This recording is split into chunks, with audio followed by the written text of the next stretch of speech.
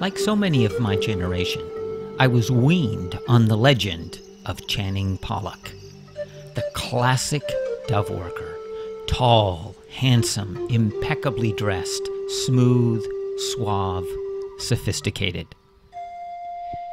He set the standard by which all others would be measured.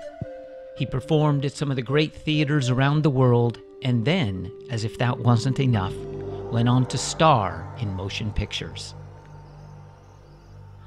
Channing retired before I was born, and it was only through a clever twist of fate that our paths crossed. In 1983, I was performing my first one-man show in Nevada City, California, which had a very mystical theme and script. After the show, a woman approached me and was fascinated with the thinking behind it and asked how I came up with the scripting. I told her that I had been raised as a mystic. With that, she cocked her head and looked at me and said, "Well, then you should meet my ex-husband." Then she dropped the bomb, casually mentioning that her ex-husband was Channing Pollock. After a double take, I asked, "You mean the Channing Pollock?"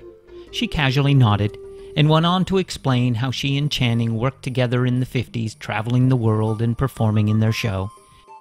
She also told me that Channing was a philosopher and a mystic with a deep interest in ancient mysteries and the occult.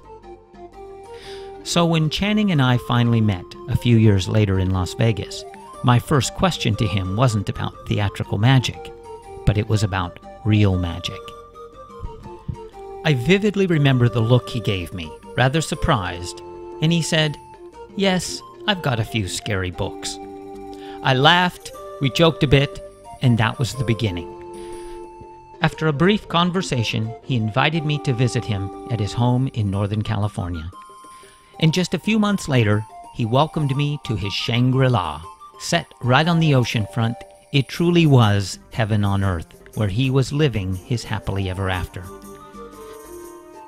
And so I returned there, time and again over the next 10 years, always eager to hear another story and sit at the feet of the master. He was always eager to hear about my travels and adventures as well, and we compared notes in many ways. Our deep conversations seemed to go on forever, effortlessly balancing Eastern philosophy with Western mysticism, theatrical magic with real magic. It is said that when the student is ready, the master will appear. And when the master is ready, the student will appear. And so it was, like a young Obi-Wan and a Master Yoda. Although I never performed with him and never saw any of his films, the Channing I met was a true wizard. I loved him like a father. I first met him in Las Vegas and last saw him in Las Vegas. And in a mysterious way, it seems like the circle came complete. I hugged him at the end, knowing that maybe this could be the last. And indeed, it was.